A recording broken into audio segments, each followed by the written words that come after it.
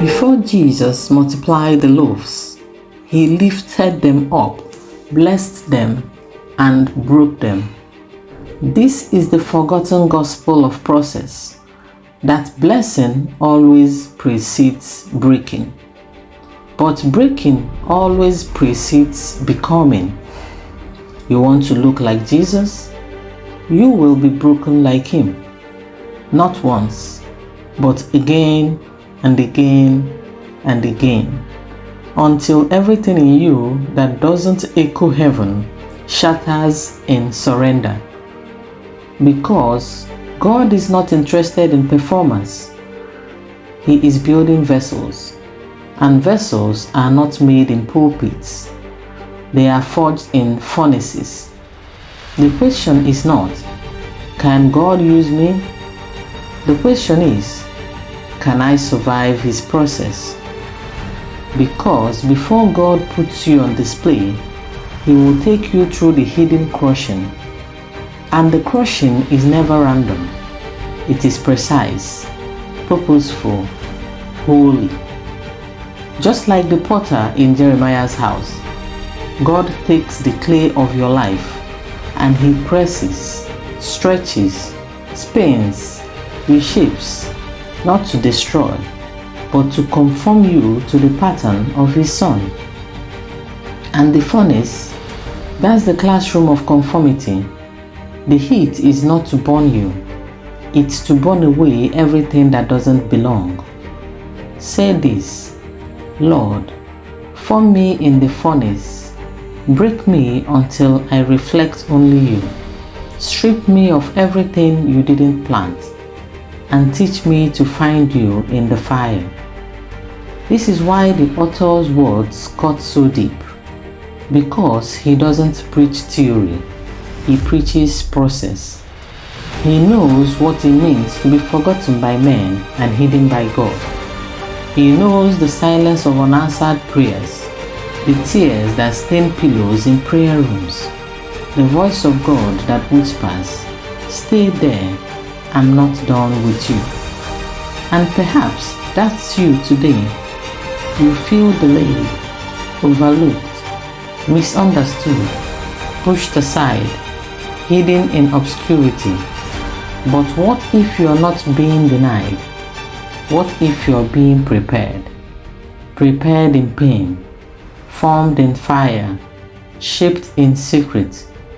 Because the most dangerous man to the kingdom of darkness is not the one who shouts loudest, is the one who survived the crushing and still worships, is the one who can say like Job, "Though he slay me, yet will I trust him." The one who's learned that brokenness is not a curse, it's a calling.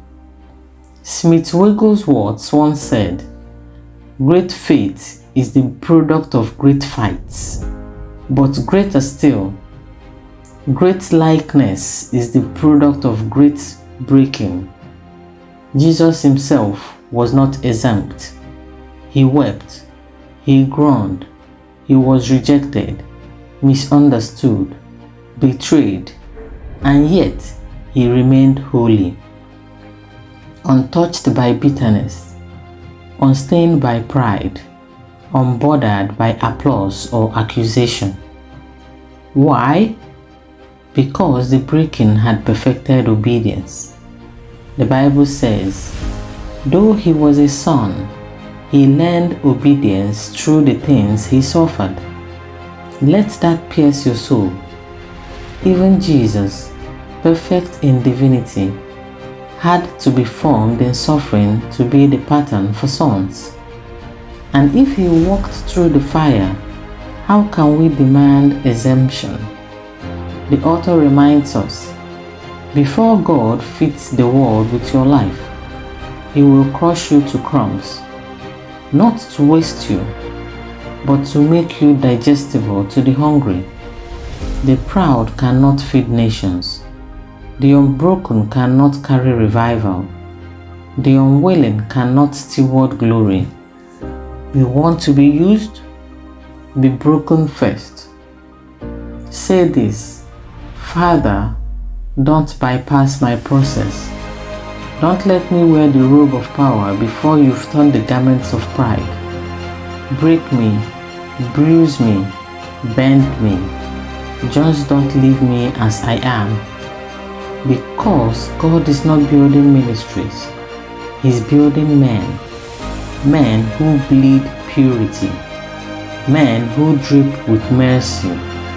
Men who've wept behind veils long before they walked behind microphones. And women too, like Kathryn Kuhlman, who carried power only because she first carried pain, who said, I died 1,000 deaths before I ever stepped on that stage, who knew the sacredness of being crushed by love. Because that's what the furnace is, not punishment, but refining, not wrath, but wedding preparation.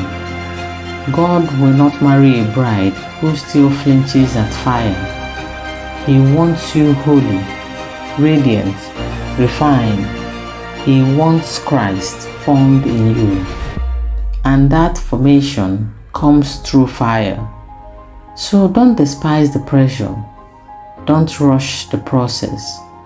Don't pray away the pain if it's birthing purity.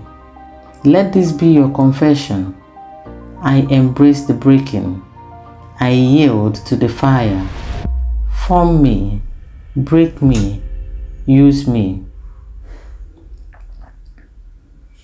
But don't skip the crushing, because I'd rather be broken and usable than gifted and empty. The world doesn't need more preachers.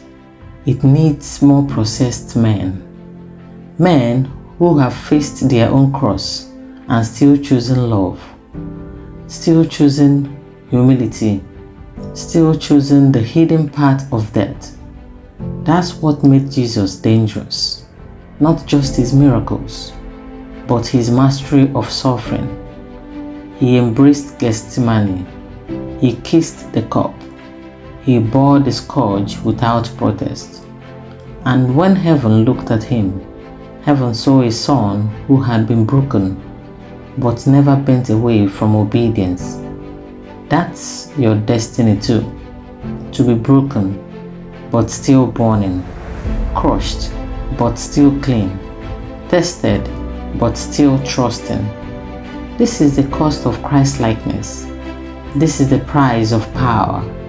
This is the journey of becoming. You are the bread in his hands, lifted, blessed, broken, then multiplied. Let this be your final cry today. Do in me what you did in Christ. Break me to multiply me. Shatter me to shape me. Fire me to fill me. I will not resist the furnace. Make me a vessel that has passed through the fire and come out holy. Because only what has been broken can truly feed the world.